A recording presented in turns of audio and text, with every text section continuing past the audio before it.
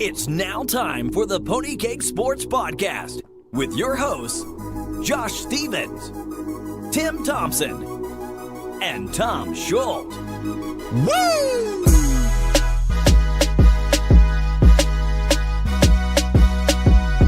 Hey there, everybody. We are back with another episode, and as always, I'm joined here with Tim and Tom. Guys, how we doing?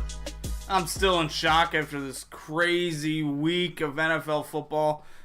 This is why everyone loves this sport, but there's a lot of stuff to talk about. Some good stuff, some bad stuff. Yeah, I mean, most weeks, when you feel like you bet the table type deal, you bet your games, you finish somewhere around like 60, 70%, and you're thinking to yourself, why don't I just bet every game? Why don't I just do it? I'll be making money. Well, because 3 or 4 times a year, weeks like this happen, where everything I touch turned to shit, fell apart, was awful garbage. I had one of the worst weeks, honestly, that I've had in like 3 or 4 years.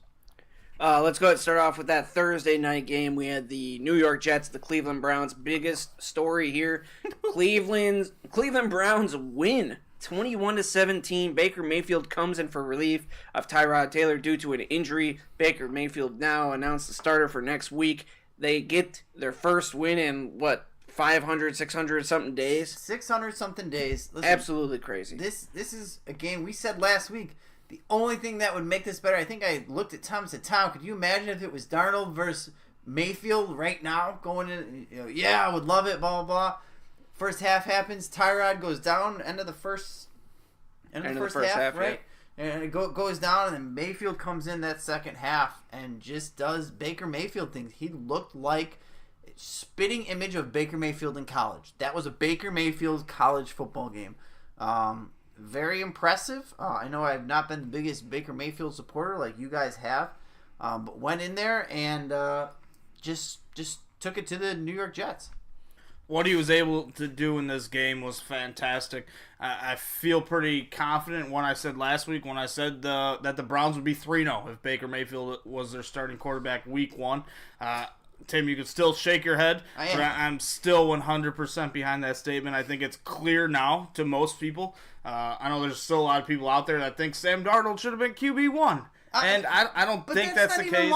Baker Mayfield was pro-ready coming out. He was a senior, plenty of game time experience, and he looked like he was ready for this. This was not too big for him, and they pretty much had a Super Bowl parade because of this kid right there. It's against the Jets. Remember that, first and foremost.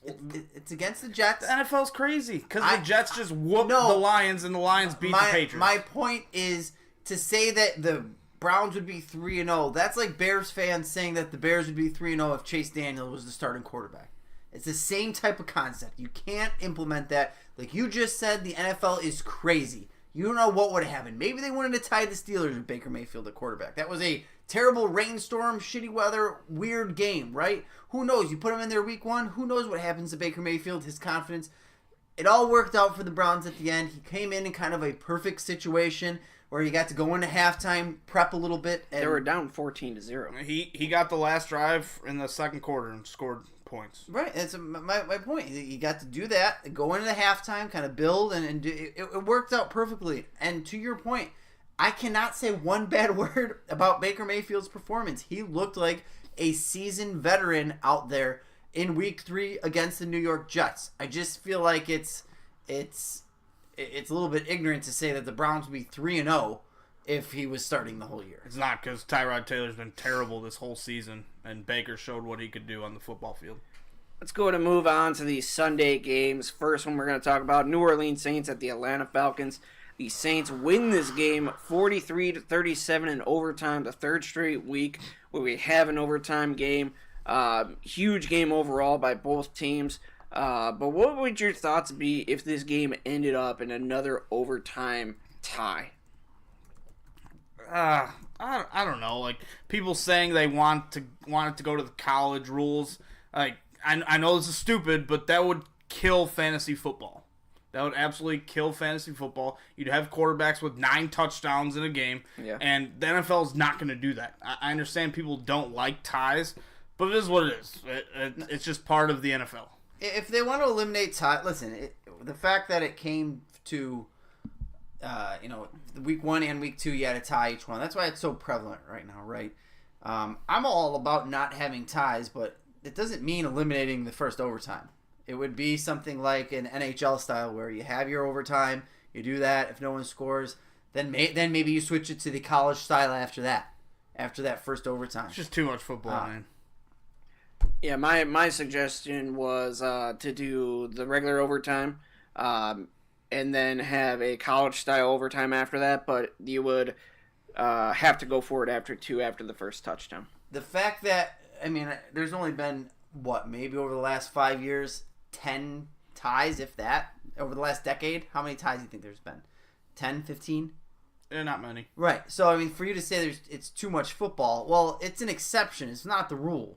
Everyone's not going to be playing all that football for it. Listen, you don't want it. You don't want to have to do all that. Well, win the game in the regulation of overtime. Then. I'm just saying, playing 5 quarters of football and then having them play, it could be another 5 rounds of overtime. It's just not realistic. It's not realistic. That's bullshit, Tom. No, it's not. Answer me this. It would ruin fantasy football. You don't think... And that's what the NFL cares First off, how would it ruin fantasy football? Because if they throw a touchdown in that overtime, then the next team throws a touchdown. Both those quarterbacks get touchdowns. And if they keep going, then quarterbacks could have 9 touchdowns in a game like college. Yeah, they could. That's stupid. It would ruin fantasy football. It's not happening.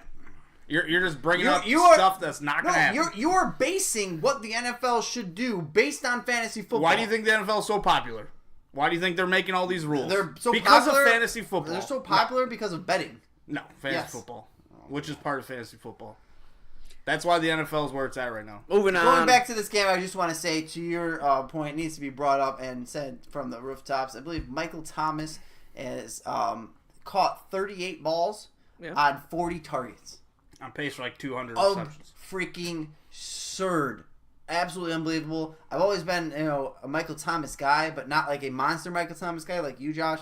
That's just ridiculous. He just proved that he is on another level. I'm just hoping that the Michael Thomas prediction that I had for wide receiver 1 overall holds true. Yep. So far, he's on that pace. So if you guys listened to that, hopefully you took advantage and drafted him. But obviously, we'll see how that shakes out by the end of the year. Moving on, San Francisco at the Kansas City Chiefs. Big thing to talk about here. Patrick Mahomes, another big day. But on the other side of the ball, for the San Francisco 49ers, Jimmy Garoppolo tears his ACL and I believe his MCL. But Kansas City does win this 38-27. What happens to the San Francisco 49ers? They should tank and try to get Ed Oliver or Nick Bosa. Yeah, it's disappointing for the San Francisco 49ers, but I agree completely with Tom. Only thing I fear for them is they play in a pretty terrible NFC West. So they're going to win a couple of games on accident almost. I just want to talk about Patty Mahomes, your guys' boy.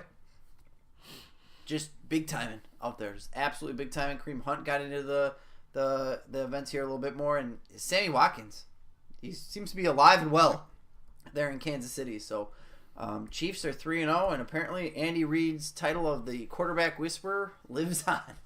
Yeah, we'll see if he can keep this up. I don't think he's going to remain this hot. Otherwise, he'll throw for 6,000 yards and 59, 60-something touchdowns. But what he's been able to do is fantastic. Someone's going to figure out a way to stop him. We saw last year the Chiefs' offense started like this as well. People don't remember that, and then they kind of fizzled out, averaging under 20 points per game. We'll see if that happens with Patty Mahomes. I don't think it will. But you got to be happy with how he's been performing right now. Well, and the difference with all of the personal foul roughing the quarterback issues combined with the already can't hit the defenseless wide receiver, I don't think it's out of the realm of possibility to see a 6,000-yard pass for this year.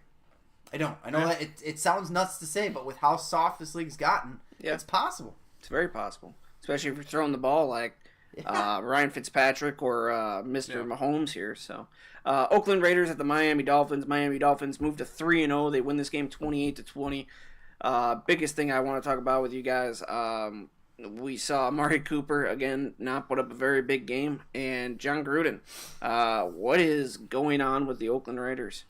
It's just a complete train wreck, just like we thought it would be. I didn't mind Gruden on Monday night, so I've been kind of rooting for him a little bit, but ever since that Khalil Mack trade, it's just been a complete disaster there.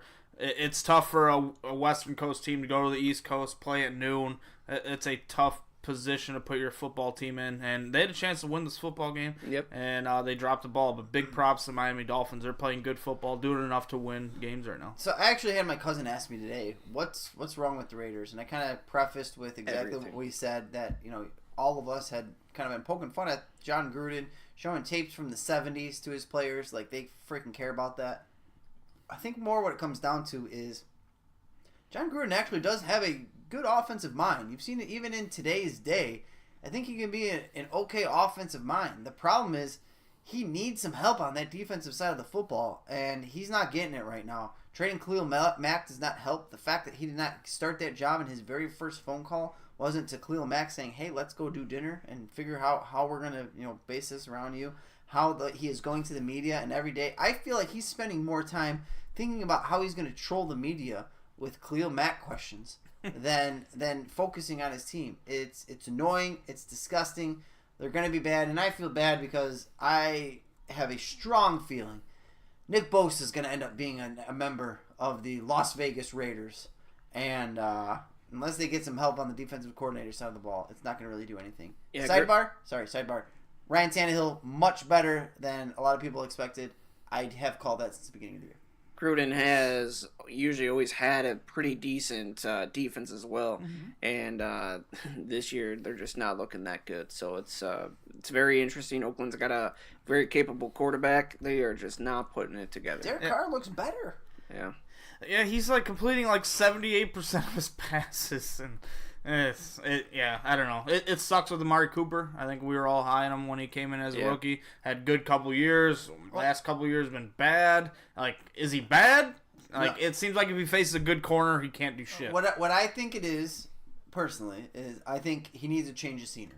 I think it's just at that point now. He had a good year. The year before Carr got hurt was his last good year. Then Carr got hurt, and he's kind of struggling that year as well. The following year, you know, it just has not worked out. So I think now it's just, you know, he's just not the guy for the Raiders. So let him move on, trade him away. I think next year he's eligible for free agency. Yeah, he'll have his 5th-year option this year. Yeah, so you know, I wouldn't be surprised to let him walk and see where he ends up. Next game, the Buffalo Bills at the Minnesota Vikings. Buffalo, yes, the Buffalo Bills win this game 27-6. You like that? Did you see that White trolling them at the end of the game, running through the tunnel? God, that was great. What a shocker. It makes no sense. I know we didn't even cover it last week. Josh, you were just like, well, everyone's picking the Vikings. I think it was a 17-point spread. Vikings were just supposed to run all over the Bills, and that never really happened. Josh Allen looks the part. He looked pretty good out there. Wasn't really asked to do much. Didn't have to push the football down the field too much. Wasn't throwing over the middle. But Kirk Cousins... the best part of this weekend was Minnesota Vikings fans saying, this is why the Redskins got rid of Kirk Cousins, because they can't even beat shitty teams like this. Trying to blame it on him. It's just a complete joke. What would you guys do if you were one of these bettors? I don't know if you guys saw the stories or not. Someone bet $10,000 on the Minnesota Vikings straight up. No point spread, just straight up $10,000 to win $450. They thought it was an easy win. Yeah, what would happen if you were one of those guys? Honestly, if I'm one of them, I'm like, hey, if I'm betting 10 G's on a football game, it is what it is. That sucks. I think the main thing about this There'd game... probably be a bunch of holes in my wall. Yeah. So the Vikings are... Anyone who blames Kirk Cousins, you're a joke. He just kind of proved that Delvin Cook is far more valuable to this team than people may have given him credit for. And the Bills went out there, you know... Games like this are the kind of shocker games, because this is like a Super Bowl kind of for the Bills. They go out there and just absolutely dominate. Shame on the Vikings. You can't lose like this at home. You just cannot lose like this at home. And, not good. Moving on to the next game, your Colts, Tom, lose to the Philadelphia Eagles 20-16. Two big things that I want to take away here. Carson Wentz makes his comeback. He makes his season debut, throws for 255 yards. And the last thing that I thought was kind of peculiar was at the very end of the game when the Colts had the chance to win the game, they put in Jacoby Brissett to throw the ball deep down the field. I thought that was very interesting. I know that they say that Jacoby has a bigger arm than Andrew Luck. I still think at the end of the game you're still putting your playmaker in there to throw the ball. I thought it was interesting. I thought it was peculiar. But what are your guys' thoughts? Josh, it's simple. You're not going to have... What do you need at that situation? You need someone to just back up and whip the ball as hard as they can down the field and get it in the end zone. How far of a throw was that? 60, 55? Where he ended up letting go was like 67, 60, right. 68, something like that. So, and I'm saying this is a smart move by the Colts, by the way. There is no point in... Listen, what are the odds of making it? 0.5%, if that. Especially that far. There's no point in making your quarterback drop back, run around, potentially get hit, and exude put all that pressure into that new mechanically enhanced arm. There's no point. There's no point. Props to the Colts for making a wise decision here. I still think that, there's just something off about Andrew Luck. There's something off. I know, Tom, you posted the video on your Twitter at PonyKegTom or Pony_Keg_Tom today about all his down the field passes. Listen, I get that the Eagles defense is good, but it's banged up. It hasn't been that great. Only 164 yards and a touchdown. That's not enough. That's not enough for a premium, top elite quarterback in the league. Not enough. Do you know how many pass interference yards were caused in that game? There was over 60. He had 3 touchdown passes dropped. Say if all 3 of those touchdown passes were caught and he had a 200-yard game, 4 touchdowns, what would be the storyline right now? That's really all I'm saying. He's had a couple good throws. Yeah, they are running a more dink and dunk offense right now, but that's because they've been without Anthony Costanzo. Joe Haig went out. Their other starting right tackle went out. They haven't had a starting tackle play a game this year yet, and it's going to be week 4. So there's a chance they get Costanzo back this week. I think that's more of an issue of why his yards per attempt has been so low. But yeah, he's a little rusty. He's missing throws that should have made that he's made in the past. But the biggest thing on this game is just the Colts as a team. They're playing a lot better. I think Darius Leonard, Josh, that was one of your boys. Yeah. I think I had him a second-round grade, and people were bashing that pick. He looks like an all-pro linebacker right now. Agreed. He is all over the field. And Carson Wentz looked rusty in this game as well. A lot of terrible calls. I think over 22 total penalties. The last drive of the game for the Eagles is absolutely horrendous. 5 penalties. Aguilar stepped out of bounds and ended up getting 10 yards after that. No one called it. Just kind of a sloppy game, but I'm happy with the outcome of this game. I wanted a W, but I don't know. I mean, listen, you know how hard I am on my own team. yeah. I don't really understand how you're happy with this outcome. You have an Eagles team that has their quarterback coming off an injury, definitely rusty, Yeah. and has so many injuries, injured everywhere throughout their team. How many people missed the game? This should be a game that you win. How many people This missed the game? should be a game that you win. End of story. What do you mean how many people? They had Jay Ajayi and Darren Sproles and Darren one Sproles, corner. Mike Wallace. They had a cornerback who also missed. So, I mean, they had guys throughout their team. This is a game that you win. You're fully healthy. I'm sorry. You can be mad about it if you want. But I'm not mad. I would judge my team equally as hard. If it's my team, I expect more. Moving on, we have the Green Bay Packers at the Washington Redskins. Redskins win this 31-17. 2 big things to take away. Adrian Peterson, 2 touchdowns, 120 yards rushing. But the big thing that we want to talk about is the roughing the passer call again called on Clay Matthews.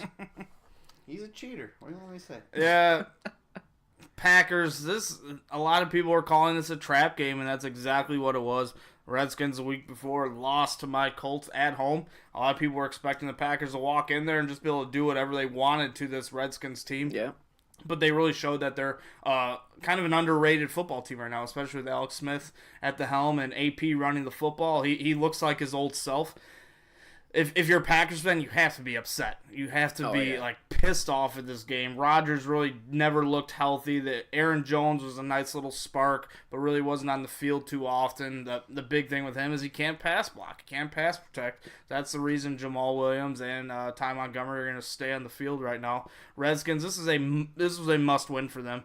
Especially with the Eagles winning, Cowboys kind of struggling, Giants struggling. If they want to contend and make the playoffs, this is a huge NFC win for them right now. I'm just shocked.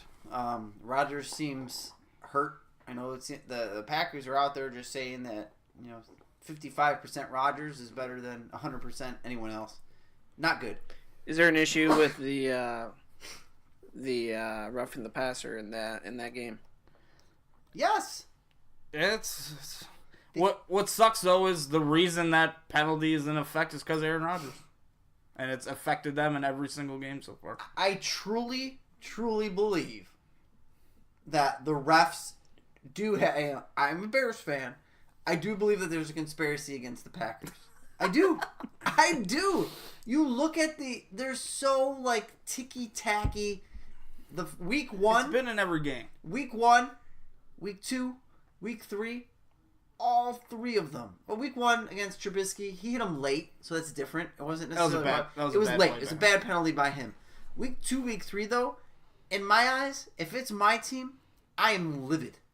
I am livid. The NFL cost me 2 wins. If you're the Packers, Packers are gonna be 3-0 right now. It's been like that in every game though. Clay Matthews did nothing wrong in week 2 or week 3. And the fact that the NFL is backing, oh yeah, we're going to use this as a training tool. If I'm Clay Matthews, I'm walking out and doing an interview buck naked and be like, yeah, use this as a training tool, pal. Okay?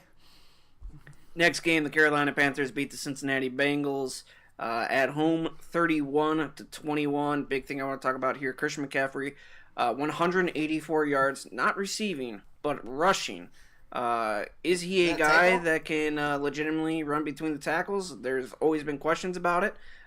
He has not had any touchdowns yet rushing the ball this season, but 184 yards on the ground. That's probably one of the biggest shocking stats of the weekend, especially the Bengals. You think of them having a pretty good defense overall, and McCaffrey was able to shred that team. 28 carries, that's also a lot. He's kind of the guy where you're expecting to get 15 to 20 total touches. Only 2 receptions. Yeah, so he had 30 touches in this football game. So that if you're a Christian McCaffrey owner and in fantasy football, you have to be happy that they're willing to give him the amount of workload that he got here. But for me, if I had him on my team, I would not want him getting this many touches every game because I'd be worried about him breaking down. But it's good to see that he can do that. Yeah, I think this is more of, going back to his college breakdown, I thought he was better between the tackles than you guys gave him credit for. But with that said, I think this is more of the Panthers, scheming against this defense. A very aggressive Cincinnati Bengals defense. And, outside of the standard swing passes or whatever else, they just fed Christian McCaffrey. I don't think the Bengals saw that coming, and McCaffrey made the best of it. So props to him, and props to the Panthers getting the victory over the Bengals. Carolina Panthers the week before shut down Julio Jones. This week they kind of shut down A.J. Green as well. 2 big top wide receivers. A.J. Green missed the half, though. Yeah. But they have been doing a good job, and we've seen secondary wide receivers come in and kind of break out. We saw Tyler Boyd in this game. That's something to, when you're looking at these fantasy football teams playing the Panthers, maybe go for that wide receiver 2 on that team instead of the stud. Yep. Tennessee Titans at the Jacksonville Jaguars. Stunner. Tennessee wins this game. Starter goes out, and Marcus Mariota, who was listed as the backup, comes in for relief and ends up winning the game here with the Tennessee Titans 9-6 barn burner. Worst game of the week. Mariota is not a dog. He's kind of a pussy, like I said last week. You say that here? I agree with my statement, and I don't believe he's going to lead this team to Super Bowl ever. They should cut bait and sign Fitzmagic, baby. I don't understand this. If you're the Jacksonville Jaguars, how do you lose this game? This happened to them last year, too. How do you lose? I mean, they only won 10 games last year, and they had the best defense in the league. Many people, predicted this upset, but just such a letdown after the big win against the Patriots. I believe, Tom, those were your exact words. Coming off of a big win against the Patriots, they're going to shit the bed here, I believe is what you said. And that's exactly what happened.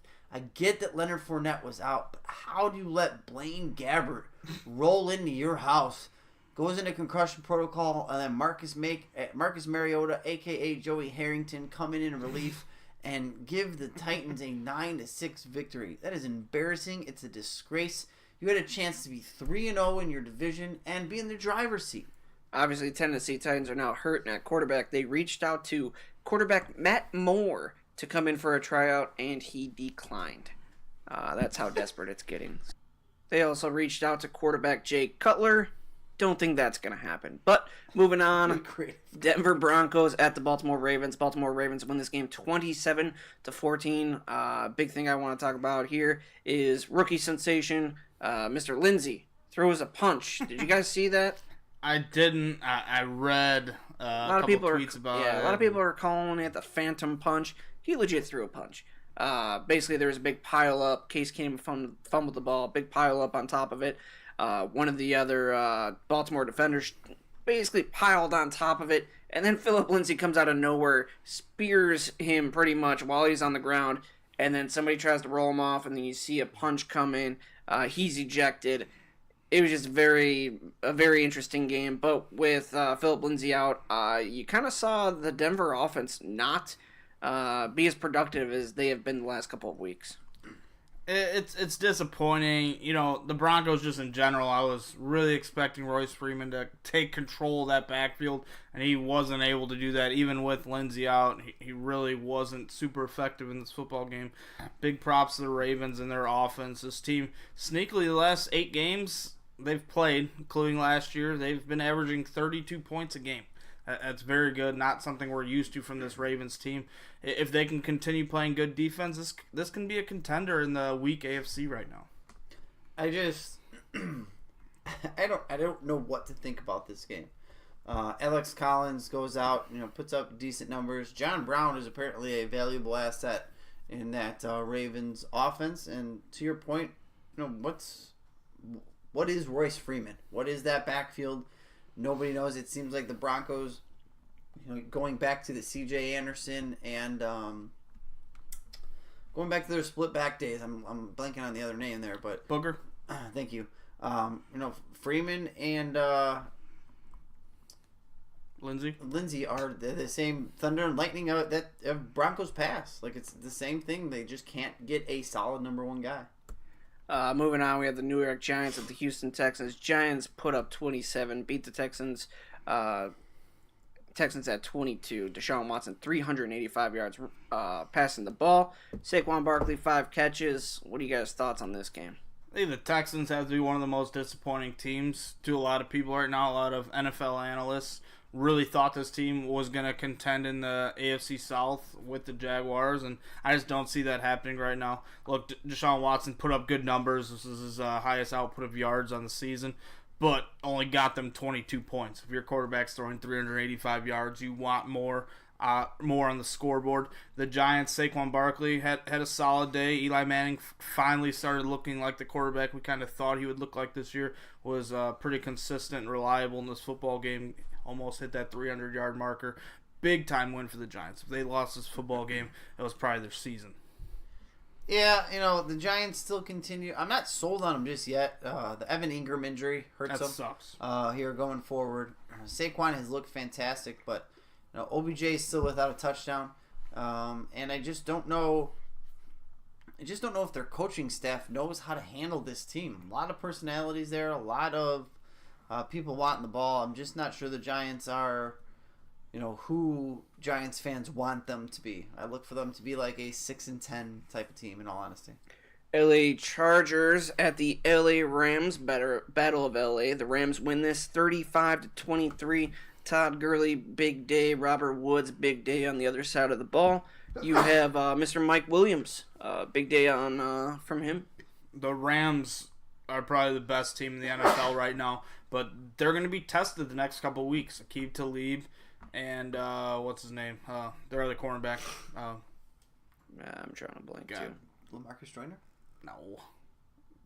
Marcus Peters. There you go. Both of them are going to be missing some significant time, and that defense is pretty much predicated on running man-to-man coverage on the outside and being able to send pressure whenever you want. They're not going to be able to do that anymore. But this offense, it's built to score points. They put up 35 on a pretty good Chargers team, and if you got Rams players on your fantasy team, you are playing them week in and week out. Jared Goff is becoming a must-start in fantasy football. Well, the best part about the Rams in terms of fantasy purposes is all three. I mean, you saw freaking Bob Woods go off this week.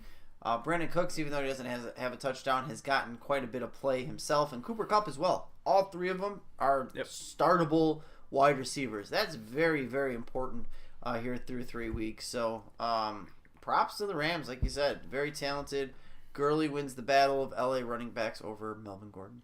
Chicago Bears at the Arizona Cardinals. Bears eke out a win, 16-14. Looked like the Cardinals were gonna take this one away. Big thing I wanted to talk about was the thought of replacing Sam Bradford with Josh Rosen with 4 minutes and 50-something seconds left to go in the game. I thought that was a very interesting move. From here on out, Rosen was named the starter, but to throw him out there with 4 minutes and change left, what are your guys' thoughts on that? Steve Wilkes shouldn't be a head coach. It was a stupid decision. Makes absolutely no sense to... Like, I get they want to get that win and they have a chance, but to put him against that Bears team right there in the last 4 minutes of the game, you're like, here, kid, you haven't played it all today. Go win a football game for us. To give him credit, he was moving the ball, but at the same time, that is a tough ask to come off the bench against a very good Bears defense. That's what makes what Baker Mayfield did so impressive. What I think is the Cardinals wanted to start Rosen this week. And then they saw the Bears on the schedule, and they said, hey, we don't want Rosen to die, so let's sit him. And then when they saw how bad Bradford was, who knows, Bradford having an asthma attack, his psoriasis was bothering, who knows. They just decided to put Rosen in to end the game. Listen, the Cardinals, as bad of a decision it is, yes, but they can do no wrong. It's not like their team's going anywhere. They know that. Like, what's the point? I do not believe that Sam Bradford gave them a better chance to win in that scenario than Josh Rosen. And that's why I'm not torching the decision. Dallas Cowboys at the Seattle Seahawks. Both of these teams are bad.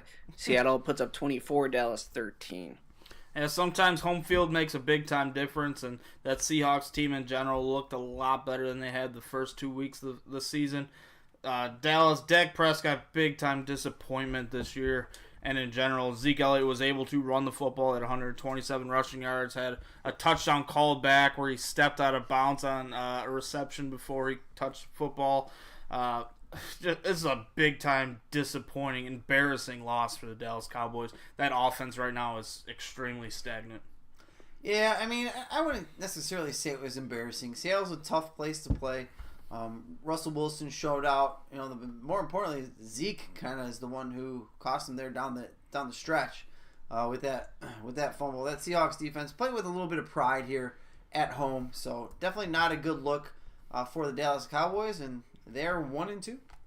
Yeah, Russell Wilson did not even top 200 yards passing.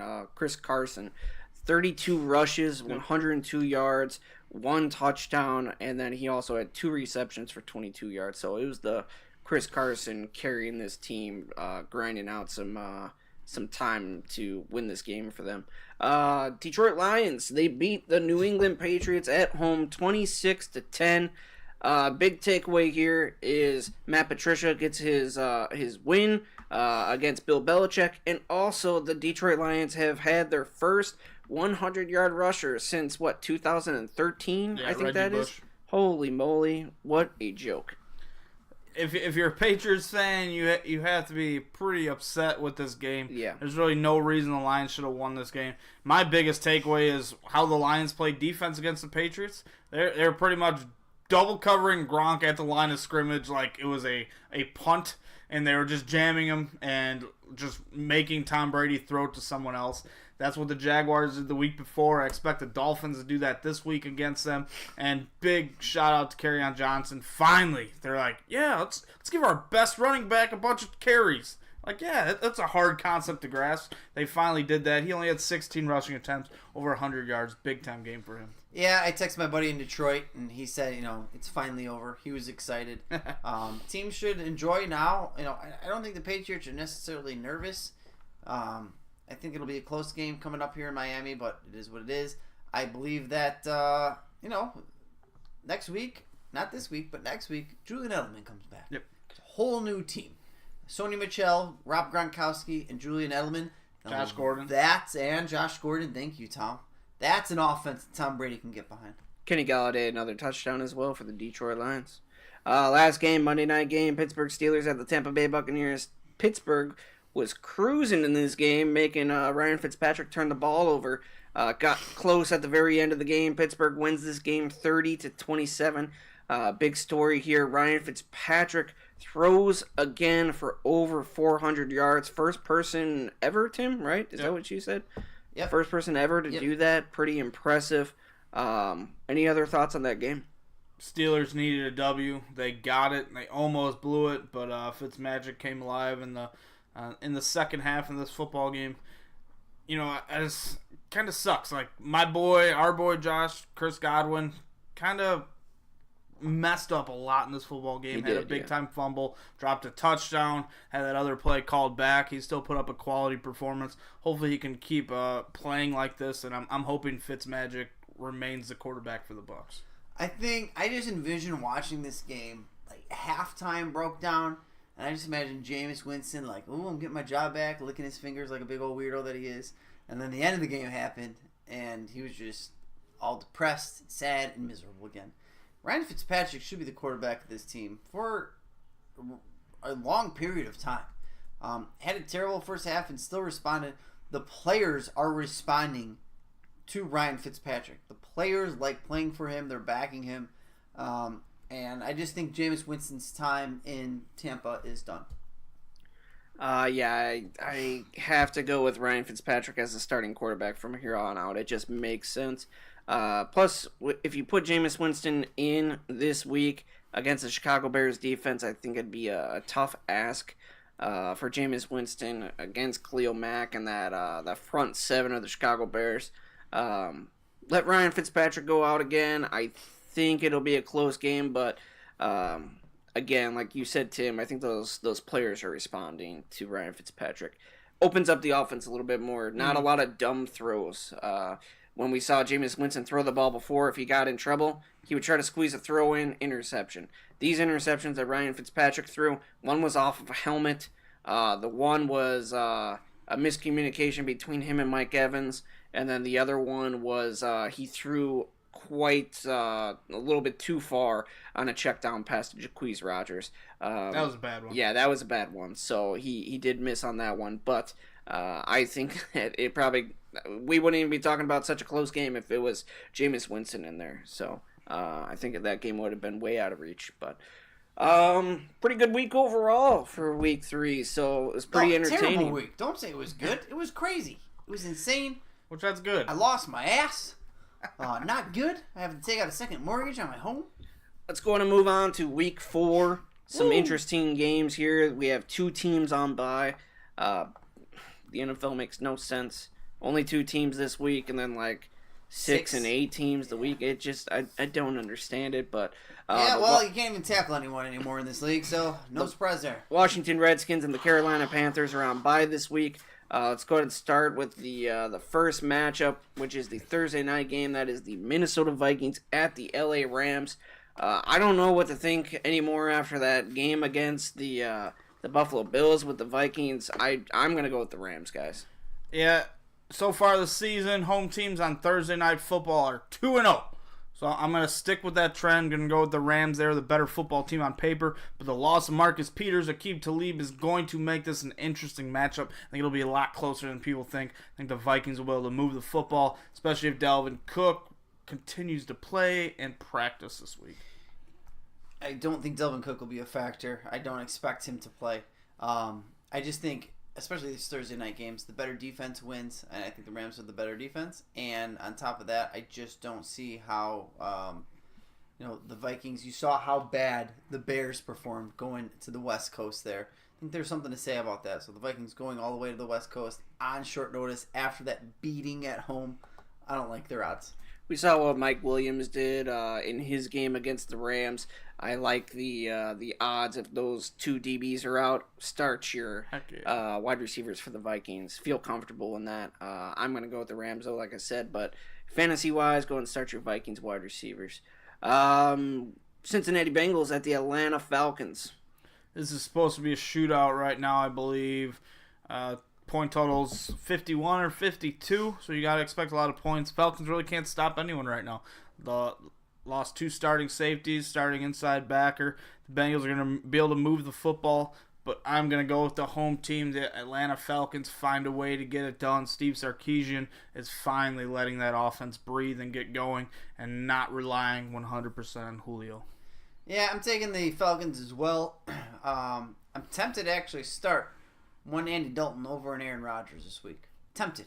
Not saying I'm going to do it yet, but with how banged up that Falcons defense is, how I expect the Bengals to be down throughout the game, I feel like Andy Dalton's going to be throwing the ball 55, 60 times and put up some big-time numbers. Yeah, I'm going to go with the Falcons as well.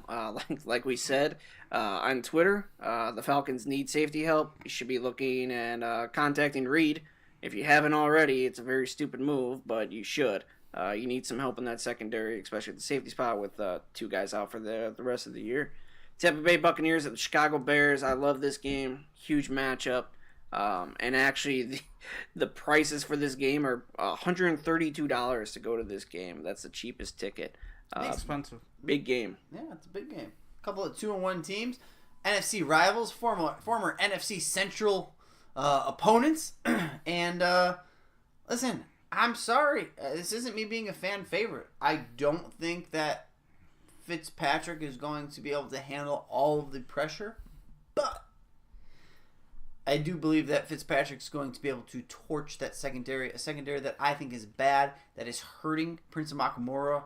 They're saying is going to play this week. How are you going to miss the second half of football on Sunday and then go cross country home and play on Sunday again? I just don't see it. Trash Fuller is trash. And I think the Chicago Bears lose a close one. Buccaneers win by 2, 23-21. I don't think it's going to be that low scoring. I think both teams will be able to move the football, even though I do not believe in Trash Bisky. I think he's one of the worst starting quarterbacks in the NFL right now. But Bucks, Fitzmagic, Chris Godwin, O.J. Howard, Mike Evans. Just too many weapons on this Bucks team. I don't think that top 10 defense of the Bears can handle it. I'm finally going to pick for the Tampa Bay Buccaneers. Uh-oh. I know. I might switch. I know I should switch it, but I'm going to go with the Tampa Bay Buccaneers against the Bears. O.J. Howard's going to go out there and stiff-arm somebody like they stiff-armed Chris Conte and sent him to IR. So, needless to say, Tampa Bay, Fitzmagic, I think they have a decent day. But if Chicago pressures Fitzpatrick like the Steelers pressured Fitzpatrick, it's going to be a rough go. So it'll be interesting to see how that offensive line does with Khalil Mack and friends. So, Detroit Lions at the Dallas Cowboys. If you want to go to this game, $6. Did you skip a game, bro? Yeah, you skip Packers. Bills. I'm going off of a different list. Okay. All right, Sorry. you're an idiot. No problem. I'll go first. I'm gonna go with, this is a tough matchup. Detroit and Dallas always kind of play each other tough, and it's normally a difficult matchup to pick. But I'm gonna go with Dallas. I think they'll be able to run the football against Detroit, and I think Dak does enough at Jerry's World to get the job done. This is normally this reminds me of Thanksgiving. Yeah. I feel like it's a few weeks early. But a very fun game. Definitely will be the Fox game of the week. No doubt about that. Jeez Louise. I'm gonna go with the Cowboys. Give me Zeke having a big day at home against Detroit, rebounding after that rough week. Detroit, this is a game that they should lose because they just beat the Patriots. But Dallas sucks so bad. They are so awful. Dak Prescott looks like trash. He looks like Mitch Trubisky out there. Yeah. It is atrocious. They have no wide receivers. To be honest, I would rather be in the Bears' position because they have a better defense overall. They have wide receivers. I would rather have Trash Bisky over that offensive, that whole offense for the Dallas Cowboys. Give me the Detroit Lions. Even though I think it'll be a scare, I think they'll win it in the fourth quarter. The comeback kids. Buffalo Bills at the Green Bay Packers. Does Buffalo keep the momentum going? No. The Packers are going to do enough to get the job done. I don't know if you guys saw this, but Buffalo Bills Twitter account had this little GIF they posted. It was a plane leaving Buffalo and landing in Wisconsin, saying they were playing the Vikings last week. The team is filled with a bunch of morons, including the front office and everyone who runs Twitter. They think they won the Super Bowl, and they didn't. They're going to get exposed next week in Lambeau. It's a tough place to play. Yeah, I'm not even going to say. I'm going back to last week when Josh was like, yeah, no discussion. We take the Vikings. Same thing. No discussion. Take the Packers. I'm gonna go with the Bills, bro. I'm gonna go with the Bills. There's no way they. I think Josh Allen rushes 15 times in this game. I think you're gonna see a lot of read option. I don't know why he's gonna throw under 100 yards passing. Buffalo Bills, they win. They get a roughing the passer call. Clay Matthews, he kills himself. The Buffalo Bills win. All teams are going to do is put a spy on Josh Allen, and the Bills have no chance. We'll see how it goes. Buffalo Bills win this game. Philadelphia Eagles at the Tennessee Titans. I'm going to go with the Philadelphia Eagles.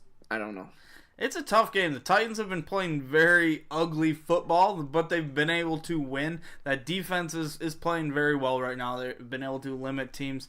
And Carson Wentz looked like an average quarterback last week against a somewhat mediocre Colts football team. But I'm going to go with the Eagles. I think they have enough talent. Hopefully some of their weapons get back this week, and they get a big-time road victory. I don't know why you're talking about this like it's a discussion. The Eagles are going to win 116-3. The Titans just beat the Jaguars. The Titans are terrible, awful human beings. You never know what could happen. I do. We saw it last time. What I know what's going to happen is the Eagles are going to win 116-3 in Tennessee on Sunday. The Tennessee Titans are awful, terrible, garbage. Yeah, they're not good. But whatever. We'll go ahead and move on. Carson Wentz will have a touchdown where he walks backwards into the end zone. Houston Texans at the Indianapolis Colts. Your Colts town. The Colts are 8-2 in the last 10 home games I have attended. I'm attending this week. They will be 9-2 in the last 11 after this week. Deshaun Watson, big time, goes in, makes sure the Texans secure their first victory, gets a division win. Then the Colts and Texans are both 1-3. Big game for Watson and Hopkins. I'm going to go with the Houston Texans as well. I think it'll be a close game, but I just, like we talked about before, I just think there's something off with Andrew Luck still. I just don't think that team is where they need to be. Houston Texans. Miami Dolphins at the New England Patriots. Is this the bounce-back game for the Patriots? Or do we see Miami Dolphins cruise to 4-0? The Dolphins always give the Patriots a lot of hell. They beat them last year. I think they've beaten them 3 of the last 4 seasons. This is one of the teams that have been able to beat Tom Brady. But this is not the game. I just do not see a way that Stone Cold Bill Belichick loses 3 straight football games. Tom Brady gets the job done. It's ugly, but Sony Michel really shines in this football game. Tom Brady, 500 yards passing, 8 touchdowns. Patriots win 84-6. Miami Dolphins go to 4-0. Going with it. Fucking rolling the dice this week, Josh. I know it's a tricky week. You want to get 5 wins like Tim last week? Well, that's what I'm saying. Tim win with 5 wins. I can afford a couple games. I might lock this up by next week. New York Jets at the Jacksonville Jaguars. Oh, can you imagine Sam Darnold trying to pass the football against the Jags? The Jags are going to come in. They're pissed off. Blake Bortles kind of showed last week he's not that good of a quarterback. Jags win 21-3. Hey, it has to be the Jaguars. Sam Darnold has shown signs of being a future franchise quarterback, but not against this defense. Just give me the Jaguars. I'm going to go with the Jaguars as well. Yeah. Too much on defense. Yep. There's just too much. Cleveland Browns at the Oakland Raiders. This might be the hardest game of the week to predict. Not hard for me, boys. I'm going with the Cleveland Browns. Baker Mayfield.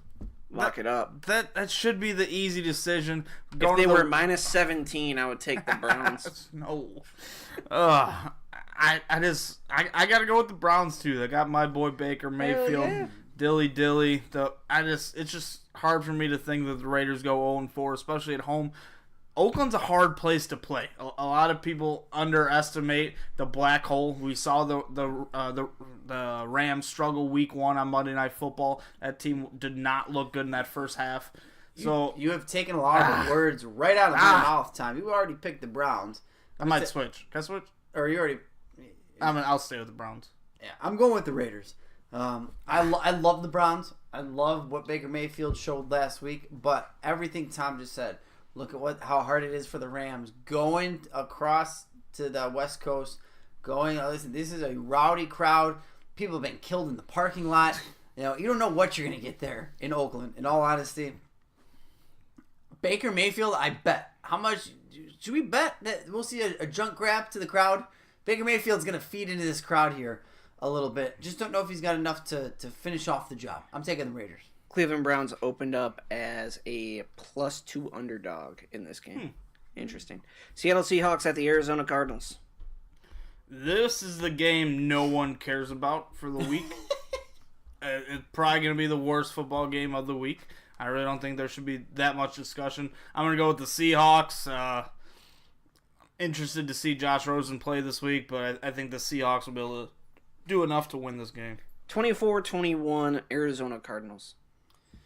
Seahawks win. They win pretty big. The New Orleans Saints at the New York Giants. I think a lot of people are going to be surprised in this football game. I think it's going to be a lot closer than people think. Drew Brees and the Saints traveling to the New York Football Giants, playing outdoors. I think that offense is going to struggle a little bit. I don't think they score over 30 points in this football game, but they get a late field goal by Will Lutz to win 27-24. I don't know why, but I'm going to say that the Giants finally just do it. Eli and OBJ have a big day. That's I feel like it's that type of week for them. Mike Thomas catches like 14 of 14 balls, and the New Orleans Saints win. Even though it's outside, don't care. San Francisco 49ers at the LA Chargers. Chargers next game. Yeah, it's going to be a blowout. Chargers, Mel Gordon, Pip Rivers, Mike Williams, Keenan Allen, Austin Eckler. Big time game for them. Yeah, LA Chargers for me in this one as well. Baltimore Ravens at the Pittsburgh Steelers. Interesting Sunday night game. Monster Yes. game. It's probably the first Sunday night football game I've been excited about since the Bears played the Packers. This is a monster game, big time division. This is going to be the difference between the Steelers just finding a way to get Lev Bell back or just the whole circus going to shit, the team burning itself down to the ground, and the Baltimore Ravens find a way to go into Pittsburgh, shut down James Conner. They're not going to be able to shut down Antonio Brown, not going to be able to shut down Juju Smith-Schuster, but they shut down that running game enough to get the win. Alex Collins, John Brown, and Joe Flacco make it happen. 28-24, Ravens win. All Chris Collinsworth's dumbass is going to be talking about pregame is how this football game is going to be an old school football game, and it's going to end up being 38-35. The Steelers and Big Ben get the W this week. I'm going to go with the Steelers as well. I think it's actually a very close game. I kind of want to pick Baltimore. Yeah. But I'm going to go with the Steelers. Kansas City at the Denver Broncos Monday night game, October 1st. Tyreek Hill blows up, 210 yards, 2 touchdowns. They get the W. All right. Patty Mahomes kills the Broncos. I think the Broncos are able to get after Patty Mahomes a little bit. You see a little bit of the Broncos come to life. It's in Mile High, tough place to play. See how Patty Mahomes is under the bright lights there. I think it'll be interesting. I have the Kansas City Chiefs winning a close one, 21-17. I'm going to go with the Kansas City Chiefs as well. But I think they're still going to put up a lot of points. I think it's going to be in the 30s. So, Should Kansas be a City shootout. Chiefs, yeah. Should be exciting. Kansas City Chiefs for me. Anything else, guys? Who has the highest scoring output, lowest scoring output? Lowest scoring for me will be the San Francisco 49ers. They get 6 points, 2 Robbie Gold field goals. Most scoring will be, I'm going to go with the Falcons. Well, you bet some garbage, I'll raise you some shit. The Arizona Cardinals will be the low-scoring team of the week. And my high-scoring team of the week will be the New England Patriots. All right, interesting. Anything else on this week, guys? It can't be much worse than last week. I think I only got 5 games right. No, not good. I'm doing pretty good so far. I was doing great up until I was tied for first up until this past week. Yeah, where are we at on rankings? Do you guys have that up? Yeah, here I got it right here. I'm in the 90th percentile Please hold. on ESPN. All Week right. 1, we all had 7. Yep. Week 2, you guys led the way with 10. I had 9. Yep. And then week 3, I had 10. Yeah. Tom 9, Yeah. and Tim 5. Yep. Not good. So me Josh and- and Tom are tied Yep. currently, and I'm 4 games back. 90th percentile. Josh, pretty good. Not bad. 89.9. Don't give yourself the round Round up. it up. Don't round up. Round up. Anything else, guys? That's it. That's all I got. All right, hope you guys enjoyed this week's breakdown of Week 3 and the preview for Week 4 in the NFL.